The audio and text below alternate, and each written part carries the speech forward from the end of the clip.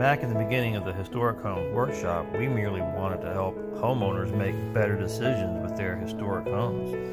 And eventually it evolved into these massive productions where we're all gathered at this historic property, and it's a week long, and we're giving back to help out this big property, and at the same time teaching everybody how to work on the windows. It's really turned into a fantastic thing.